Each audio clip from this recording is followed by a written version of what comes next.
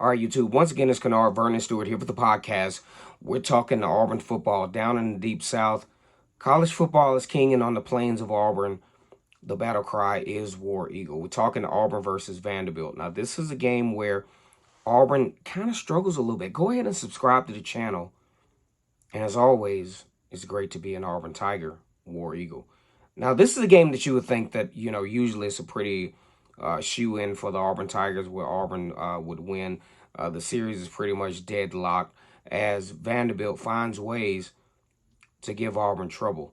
As a matter of fact, Vanderbilt comes into the season 2-7 at this point of the football landscape, and the 2 wins coming against Alabama A&M and Hawaii. All of the 7 losses have been, to Power 5 teams. At least 6 of them have been by double digits.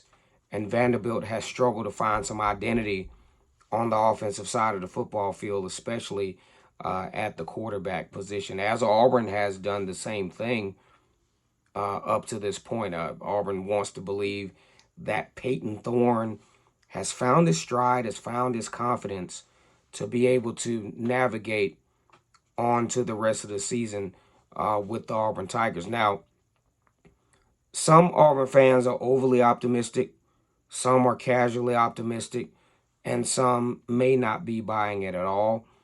I think Peyton Thorne did find something, though. I thought he found a little bit more vision down the field. I thought he started to find which receivers that he could rely on. As a matter of fact, it was 11 of them.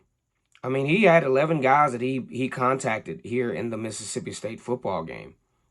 And that gave reason for even himself to believe that he's capable.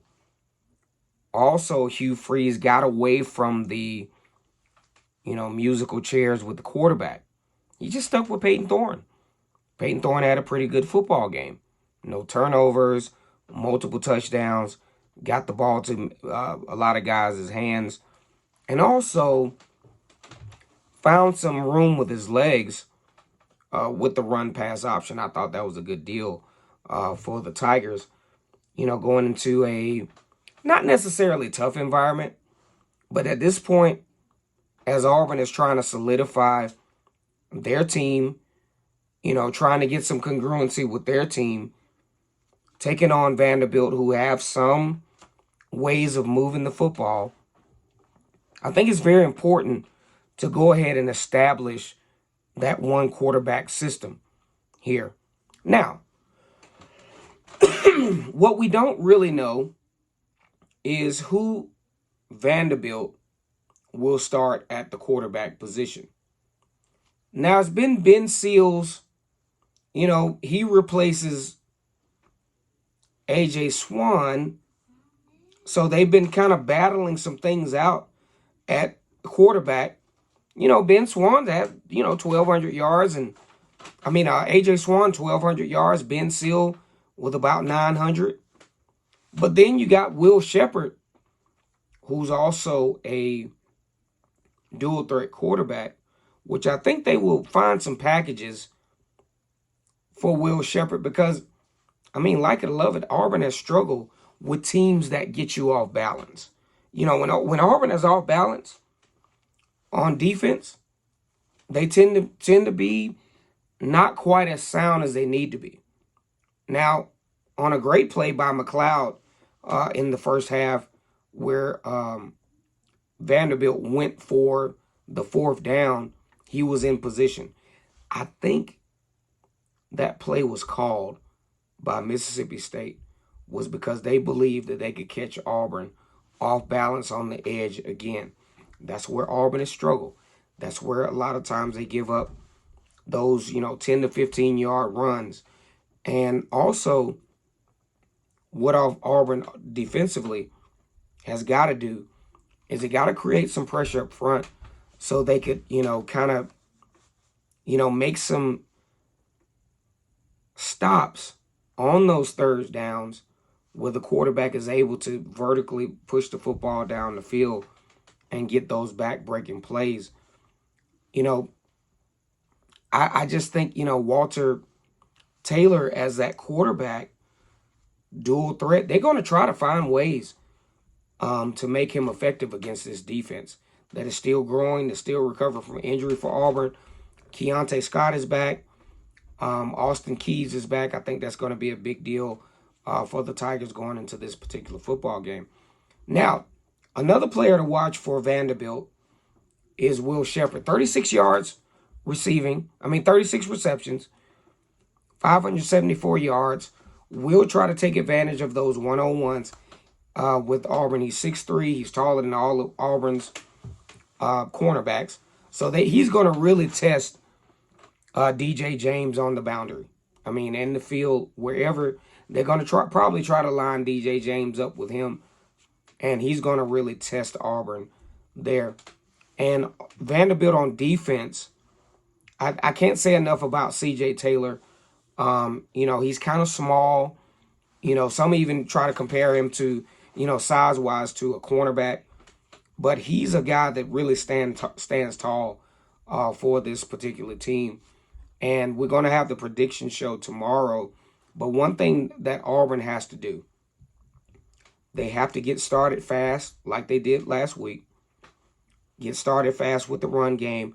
Get started fast with the intermediate pass game, which they did a great job of. I think Shane Hooks needs to get the ball a little bit more in those intermediate routes.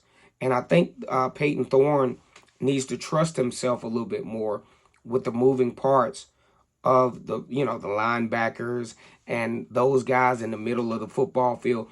He has to trust his eyes a little bit more because he has a lot more open than he gives himself credit for.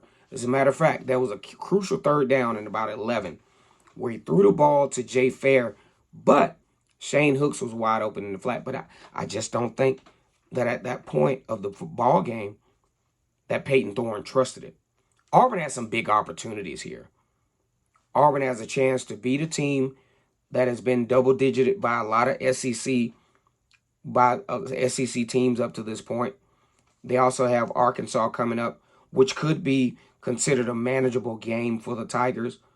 And then you talk about the prospect of going into the Iron Bowl, 7-4, obviously bowl eligible, but with the opportunity to do more, to bring in even more revenue by, possibly knocking Alabama off, going into the bowl. But see, that's what Auburn fans do. That's what they do. You win a game down the stretch, and now all of a sudden they talking, man, we can beat Bama now. Come on, Auburn fans, we got a little bit of ways to go. But the opportunity is there for Auburn to win these next couple of weeks. Go to Vanderbilt, get that game under the belt, avoid injury as much as possible, take on Arkansas on the road, who's kind of battling some things. They're struggling a little bit, and then take on New Mexico State, and then go into the Iron Bowl. Best case scenario, 7-4. Let me know what you think about this video. Go ahead and subscribe to Vernon Speaks Sports Auburn. Down in the Deep South, college football is king. And on the plains of Auburn, the battle cry is War Eagle. You all have a good night.